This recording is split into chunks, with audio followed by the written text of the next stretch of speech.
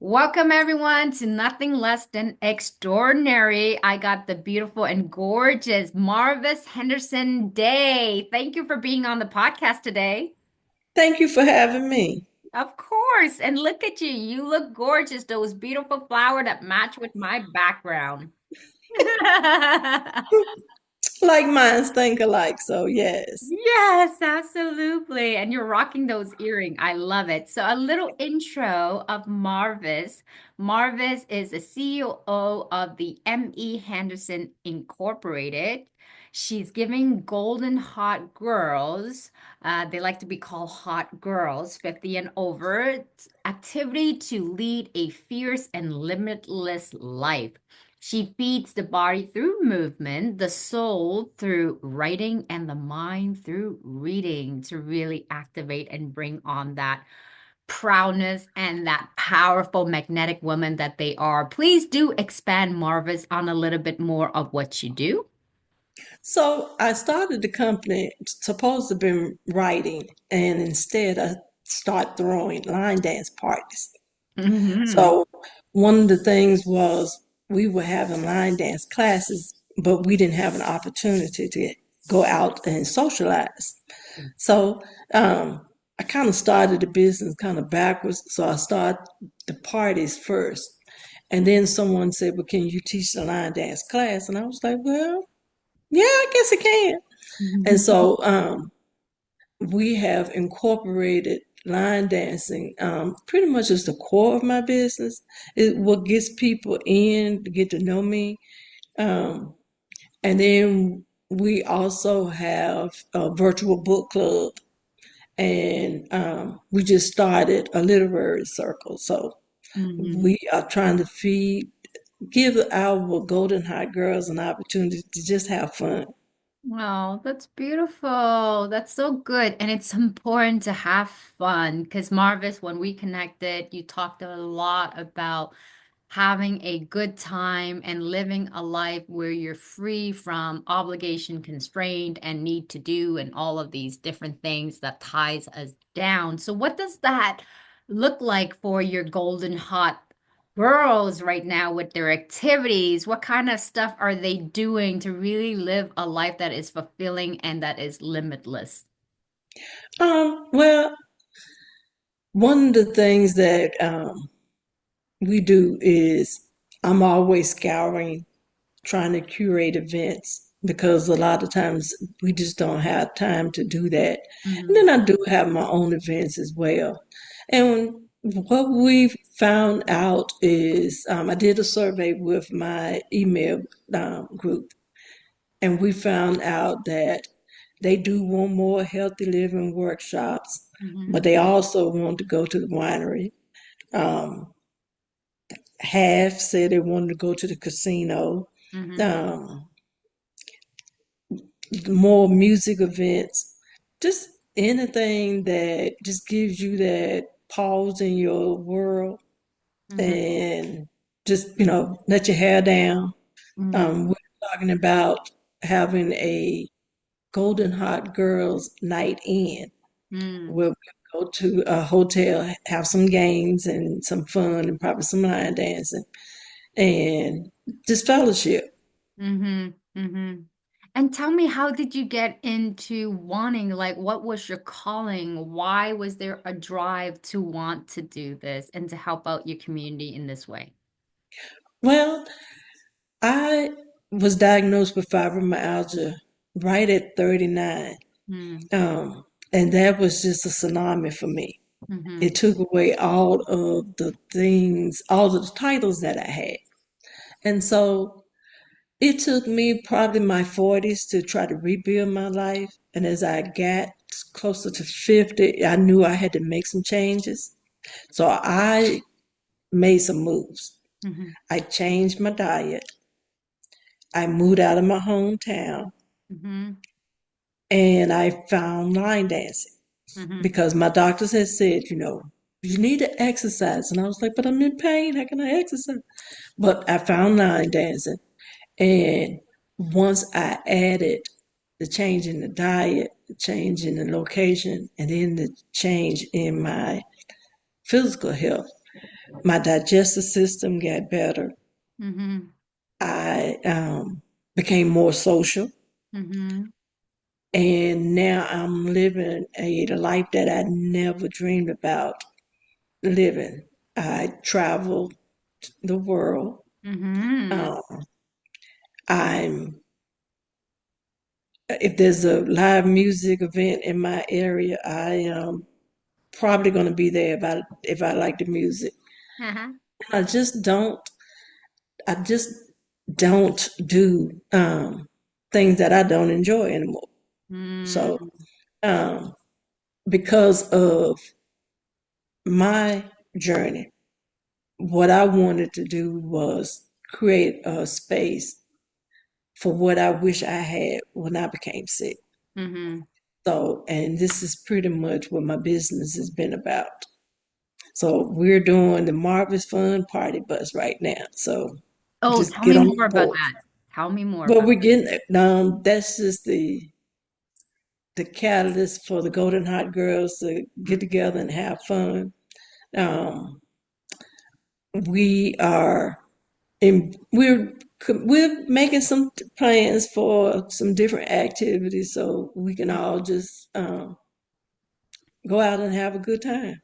Mm-hmm. That is very inspirational for me at a younger generation, and I'm sure for those. To see where you are now, leading the life that you always dream of, didn't know that it was possible to like, I don't ever want to continue doing things that I don't enjoy anymore. And that is huge and powerful because when I look at people's life and I look at my own life, sometimes there's certain obligation. We have no choice. As we get a little bit in our golden years, we may have a little bit more of some leeway, but even that, it's still, you can still apply it into our current life right now. I do admire that big time in the sense that how does one go about in really tapping into that energy of living life to the fullest, like no matter even if you have certain responsibilities, certain obligation that you do, but how do you respect and honor yourself because you embody it very well, Marvis. And I think that energy comes across your love for life. How does one start by like really owning it? Like, I want to be able to pick and choose through this value, this narrow vision of when I'm being proposed different things, I have to check in with myself. Do I want to do this because it feels right and it feels joyful? Or is it an obligation or I want to please somebody else? Well, for younger people, I say, look at me. I was trying to be the all in all, but what I found out about me and fibromyalgia, Hmm. I was stressed at work, I was stressed at home, I was stressed with my son's school. I was stressed in my leadership activities in the community. There was never a downtime for me. And then I was over there taking care of everyone except me. Hmm. So I don't care what age you are. If you haven't learned anything about me, learn no is a complete sentence. Hmm. Hmm. That's it.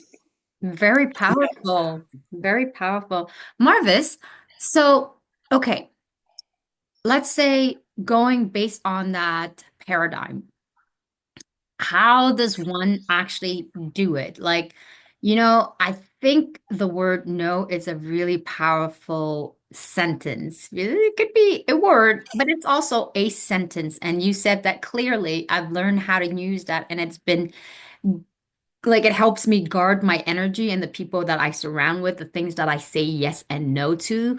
The more no that I can say to, the more yes I have for other activity that I truly enjoy and want to do and feel radiating when I'm doing that. How does one actually get rid of all of that? Because, like you said, most people, when you observe, they're stressed out at work, they're stressed out with their kid, they're stressed out everywhere. you can't just drop it. People will say, well, I can't just drop all of this and just go like tend to myself. So how do they start? How do they begin navigating that? Well, as you schedule everyone else's activities, Mm-hmm. you need to schedule your own activities. Mm-hmm. And so if you are a morning person, then get up, maybe an hour earlier than Mm-hmm. everybody else so you can have your me time. And your Mm-hmm. me time is whatever brings you that joy. Or, Mm-hmm. if you're a night owl, then schedule some time Yeah. for yourself during that time. And then you set boundaries with your people. Mm-hmm. This is, even if you do wake up during my me time, you don't disturb my me time because my me time is going to be able to help you. Mm-hmm. So, we talk about, you know, getting your, overflow, Mm-hmm. but you got to get the cup filled. And if you are stressed out, because, people don't realize that stress will kill you. So if you don't get control of that, and there's some good stress, but the bad stress is what will kill you. You will end up with, these health chronic illnesses that now you have to manage when you could have somewhat avoided it by Mm-hmm. just controlling your stress. Mm-hmm. So that's the first thing I would say. Um, and then there's a certain part of me when I was getting ready for the interview, I thought about when I did get diagnosed with fibromyalgia, Mm-hmm. I rebelled. And so one of the things I did was I cut my hair. Mm-hmm. And it was totally out of rebellion. I didn't realize I was starting a movement because then, but it was cutting my hair gave me some freedom Mm-hmm. because I didn't have to worry about trying to manage it. Yes. And it had been probably a few years before I got sick that I was that thought process of got to deal with my hair, got to do this, got to do that with it. I can't go out in the rain. I can't do so all of that stuff. I just I start cutting out those things that did not bring me joy, and that ended up being the marriage too. So so So, but at that time when when I was diagnosed with fibromyalgia, I was going through a series of loss. So my health was gone, my career was gone, my mom died, my sister died, and my marriage died. Oh God. So so at one point, there was world that I knew was Mm-hmm. gone, Yeah. and so I had to rebuild it. But when I rebuilt it, it was based on what can I do to make me happy Mm-hmm. because other people can't make you happy. And so it it took some time, and hopefully my community gives people that opportunity to set those goals intentionally and not wait 15 years, 16 years to get your life together. And then I think the other thing is understanding, even with you with a chronic illness or multiple chronic illnesses, it still doesn't stop you from being able to enjoy life. Yes, exactly. I think you said something very powerful. Like, don't wait for illness to hit you. Don't wait for a major catastrophic or a huge awakening to get you to realize you have to be intentional on a daily basis of the choice and the decision that you make What kind of life do you want to lead? Most of us are so busy. We are young, we go to school, we follow a certain pattern, then we get a job, then we're tied down, then there is kids, there's obligation. The hamster wheel just keeps rolling, and we're like running, chasing after something that we have no clue what we're chasing after. But I think your experience help us have some perspective and get a clarity around, okay, you're gonna have to pause, reflect. Where do you want to go? I think one of the greatest thing that I got was when I was actually on maternity leave for 9 months or for the year with my daughter, and I actually had time to hear my own voice rather than chasing the hamster wheel and constantly be rolling on an automatic pilot because that's what I'm supposed to do because we're just trying to survive. We're not trying to thrive at all. But in having that time to really reflect on, is this the life that I want? Is what I'm doing in terms of my career, where I see myself down the road and my current relationship, is this really what it's supposed to be? Is there more to that? And that's when I realized, like in the relationship that I was having, it's not exactly where I wanted to be. And the career that I was holding, although it has good salary and good pension, I'm grateful for it, but it's not the current thing that I'm doing, living out my life purpose right now. So I think when you start instilling just a little bit in your day, some pause, like you say, of joyful moment, reconnecting with your source, the things that lights you up. Eventually, over the long period of time, you get so addicted to it that it starts spreading out and leaking out into your lifetime. So, I think about like when I am busy trying to crush my business on a daily basis, I have to be even more intentional to purposely pause. Without it, I would just keep on going, being a high achiever. I'm always after checking things off of my list. Do you experience that too, Marvis? Yes, as an entrepreneur and a solopreneur, then you Mhm, end up being the all in all. But what I have learned, or what I am learning, is have a team. mhm. So for those things that I'm not good at, Yeah. I have I have people around me that have those skills Mhm, sets. And so, the legal stuff, no, I have a mhm, attorney for that. mhm, Taxes, I have a tax attorney for that. mhm, Uh, I'm working now on trying to get social media manager because that's just not my strong suit. mhm, Um, but understanding who you are and what you envision and how you get to that point. mhm, And I think the worst thing for women is we don't ask for help. mhm, That we'll sit and try to be the martyr, and mhm. all it does is just keeps our wheels spinning and we're not getting anywhere.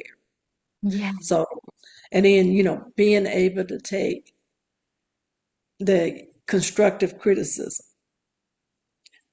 that is, I think, the most powerful opportunity is to Mhm, be able to let people tell you that you're not perfect. mhm. And then stop trying to strive for perfection. Yeah. That would be the other thing. And my people, I send out newsletters, e-newsletters, and I'm normally telling them what's going on in my world. You know, the HVA system broke down Mhm, and I had to figure this stuff out. mhm, And just those little personal gems, then they know that I'm not perfect. And that, I have those moments where I'm just screaming at the house, do not bend, break, do anything else. I just can't take it right now. mhm, So, but just try not to be that vision of perfection, because even while you trying to look the part, you crumbling inside and you're not enjoying what you do. Yeah. So, you know, I have a workshop that I was doing called Wearing Your Tilted Crown. Hmm. And, and I had the crown, tilted because it was like, no, we strive for that perfect vision, but where does it get us? It's not getting us anywhere Hmm. except in more debt, more stress, Yeah. leading to the health conditions. So, no. Hmm. I think we have to get away from that societal myth of the harder you work, the better you're going to get to some place that they promise you, and you get to that place and it doesn't live up to the expectation at all. But one thing I've learned from this experience is that work can be very nourishing, very rewarding to a certain level of extent, as long as you're not paying it with your health and having a major impact on your family and your kids and relationship around you. There needs to be some kind of a level of tolerance. I look at it like the way I operate is similar to you, Marvis, is that is what I am doing right now. Am I bathing in joy? If I am not liking it and there is like my body wants to pretty much vomit it out or just like if I'm feeling that, I have to listen to my body and forcing myself to do something. Like there are certain things that we might not be good at and we can learn to really improve on that skill. That's fine. But when it's like, I really don't enjoy this, I gave it a try and I detest it. It is draining my energy. And that's how I do things is I actually test out like what I'm about to do. Is it a happy smile? Or is it like a really sad, upset smile? If it is, I put that for somebody else to do. And I think what you said by having a team of people to play with is so much more fun to succeeding together and having time. Time is what you cannot have buy back. So that time is extremely precious how you choose to spend it. Every single person have the same amount of time and then you need to be able to do it properly. It's a learning process for sure, but you are our wisdom to so that we don't make the same mistake as what you have gone through. Marvis, we're coming. Even when I was making the decision to move, Yeah. I went to a community where the exterior would be taken care of and pay HOA dues for that. Hmm. Because I know I'm not going out there cutting grass or whatever. Yeah. So, it ended up costing me a little bit more than I would have in another community. But that was something that was important to me. I'm not going to get out pruning bushes and um, Yep. cutting grass and cleaning the sidewalks. Not, no, Yeah. that's not my strong suit. Yeah. Let me go in a community that will handle that for me. And, I can pull it out of my garage with just all the freedom in the world. Oh, Yeah. they did cut the grass. Ain't that's nice. They did a good job. Hmm. Hmm. Yes, that's actually a really good analogy because I think about it like when at the time my ex and I was looking for a campground and so there was campground that was a little bit more run down that needed some working to do and we would constantly like have to assess okay, so that campground, maybe it's cheaper the price to buy initially, but needs a little bit of investment and time into that. Do we have the time? Do we enjoy it? Is this going to be more pain and more argument between us? Or do we pay for a, how do you call it? It's like a key, like that it's ready to go. Turnkey, Yes, turnkey. exactly. So we decided for us, we would rather pay a little bit more to save headache where we don't have to do renovation and all of these things and surprise discovery. Whereas our friend, the couple, they like to build like rundown places and make it to a new. That's what they enjoy. They don't mind the time, the work for us, we wanted to be able to have the time to do a little bit of work, but have more fun and more play into it. It's whatever your tolerance level is, that's what you have to adapt with. And honestly, it's the same thing with my house when I purchased. Well, once he said campground, Yeah. I would have been out the conversation. So that wouldn't even have been, Yes, that would have been a exactly. no. And you have That to would have been a no. Yeah, you have to go with what feels good to you. If a campground is not something that you want to be able to do, then no. Like one of the things that I love is I love traveling, and my ex-partner does not like traveling. I love the sun. I love the hot heat. I love to swim in water. He does not particularly like the beach. That's why we're not together. We're not compatible. My current partner right now is just the best. And the fact that I lead a very blissful life because he makes my life so much more easier. Everything that I do in my business, yesterday I had to work till like 1 in the morning. He's like, babe, I got you. I see your dream. Go for it. He goes and cook me supper, brings me my favorite coconut drink, and just let me focus on the business. And he's sitting next to me while he's doing his own thing, listening to his own podcast, but we support each other's dream. So that's what it looks like, right? So technically, what do you want out of life? What do you want in terms of a partnership? What kind of legacy do you want to leave behind for your loved ones and your children? Do you, I know it sounds like initially, oh, that's like a very daunting thing, but if you don't take the time to reflect and to know what you want out of life, you're just going to be tossed all over the place and you're hoping it's going to be favorable to you. But if you have clarity and you know where you're going, you're more likely to make that reality comes to life than to wish upon miraculously. Let's hope for the best. That's it. hmm So, Marvis, tell us what kind of programs you have going on because we're coming close to the very end here. I had such a blast talking to you. You are a powerful and just a sweet, sweet, beautiful soul. What programs do you have going on currently within the next couple of weeks that we can stand behind you, support you in any way that we can? Well, I am doing a water challenge at the toward the end of this month. And Yes. it's 8 days getting my golden hot girls to commit to drinking 8 ounces of water 8 times a day Mm-hmm. for 8 days. Mm-hmm. And just giving the health challenge of why drinking water is so important to your body. Mm. So each day we'll have a different challenge for them to accomplish.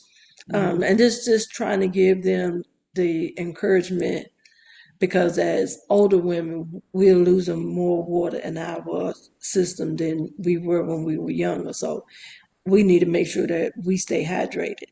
Mm-hmm. And it makes you look good, so make you It feel really fabulous. is. So Yes. And I think like with regards to it seems so simple, but water has been extremely beneficial. I used to be a girl that I have my glass of water. And I'm gonna take on your challenge as well. It really keeps you very hydrated. My body cleans out all of the different toxin. It is also very good for weight loss as well. Like I find just doing a very simple thing, getting proper sleep, drinking more water. I eat already healthy. I can improve on that for sure, but I find that it just shreds my weight without really too much effort. So I love that challenge. And Marvis, where can they reach you? Like, do you have a website, an email? yes, I have my website www.marvisfun.com. I like it. I like it. Lovely. Marvis, I'm going to leave you with the last word. What is the one quote for you that has served you in your lifetime that you love and adore that you would like to share with the rest of us? The only thing I can come up with is something one of my church members said, and it is good, better, best. Never let it rest. until your good is better and your better is best. And you Mm. deserve to be the best. Oh my God, beautiful. I love that. I'm gonna send some heart because I really adore that so much. Wow. Don't settle for just mediocre. Really aim for the best. And when you get to good, work on that, and little by little, you will get to the top of getting your best. Thank you so much for your precious time, Marvis. It's so good to be in your presence, to be in your beauty and your positive energy. I love and adore you. Please go check out Marvis and really connect with her. You're going to have a blast. This woman is going to help you bring clarity in your life and really help you big time. So reach out to her. On that note, guys, I'm going to wish you a fantastic day, Marvis. Thank you so much. Thank you so much for having me. Bye, guys.